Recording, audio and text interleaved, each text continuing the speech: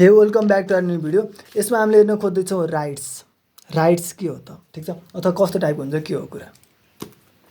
So right भनेको कस्तो भन्दा क्याटेगोरिकल इम्पेरेटिभ भन्न खोजेको। क्याटेगोरिकल इम्पेरेटिभ भनेको treating human being as an end in themselves है, तिनीहरूलाई एज अ मिन्स युज गर्ने होइन कि they are the end in themselves भनेर ट्रिट गर्ने कुरा हो। त्यसले चाहिँ के भन्छ भने requires that each person be treated as an end in himself or herself, सबैलाई त्यो आधारमा चाहिँ ट्रिट गरिनु पर्यो।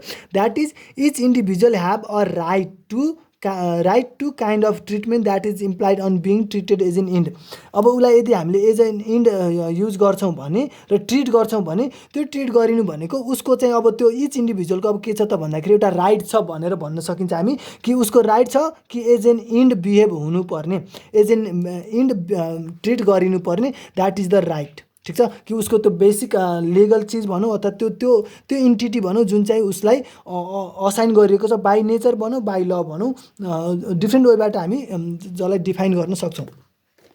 सो बेसिकली राइट दुई टाइपको हुन्छ, positive rights and negative rights. Negative rights भनेको त्यो rights which requires restraint by others, मतलब अरूले गरिदिनु भएन, अरूले पनि एग्री गरिदिनु पर्यो। Is my right not to be killed requires others refrain from killing me, मतलब मेरो नमारिनु पर्ने राइट चाहिँ के हो त भन्दा नेगेटिभ राइट हो, जुन नट टु बी किल्ड भन्ने कुरालाई चाहिँ के चाहिन्छ भने अरू मान्छेले पनि मलाई मार्नु भएन भन्ने कुराको चाहिँ इन्स्योर खोज्छ हो। It doesn't require that others take positive action to keep me alive. फेरि यसले यो चाहिँ होइन कि अरू मान्छेले मलाई अलाइभ राख्नको लागि केही गर्नु पर्यो भन्न खोजे होइन, उसले मलाई नमार्नको लागि म नमारिनेवाला अधिकारका लागि उसले मलाई नमार्नु पर्यो भन्ने कुरा हो। यसको अर्थ उसले मलाई बचाउनको लागि के गर्नुपर्छ भन्ने चाहिँ फेरि बुझिँदैन।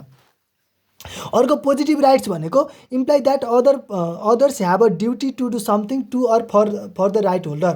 पोजिटिभ राइट भनेको राइट होल्डर जो छ त्यो राइट होल्डरका लागि चाहिँ अर्कोले केही गरिदिनु पर्छ, अदर्स ह्याभ अ ड्युटी, त्यो राइट होल्डरको लागि केही गरिदिनु पर्छ भन्ने कुरा चाहिँ पोजिटिभ राइट होल्डरले बुझाउँछ।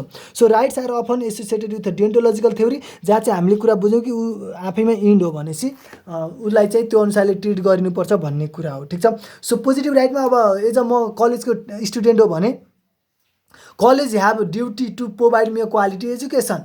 तिमी युनिभर्सिटीको स्टुडेन्ट हो भनेपछि you have right to gain or university has a duty to provide you the rights you deserve, ठिक छ। So this is all about right. Thank you so much for watching this video. अब हामीले हेर्नेछौँ professional ethics के हो त, अनि अहिले हामीले जे हेऱ्यौँ इथिकल थ्योरीहरू त्यसको आधारमा हामीले प्रोफेसनल्ली जब हामीले इथिकल प्रब्लमहरू सिचुएसनहरू डिसिजन लिनुपर्ने ठाउँहरू फेस गर्छौँ त्यतिखेर कसरी एप्रोच गर्ने भन्ने कुरा सिक्नेछौँ। Thank you.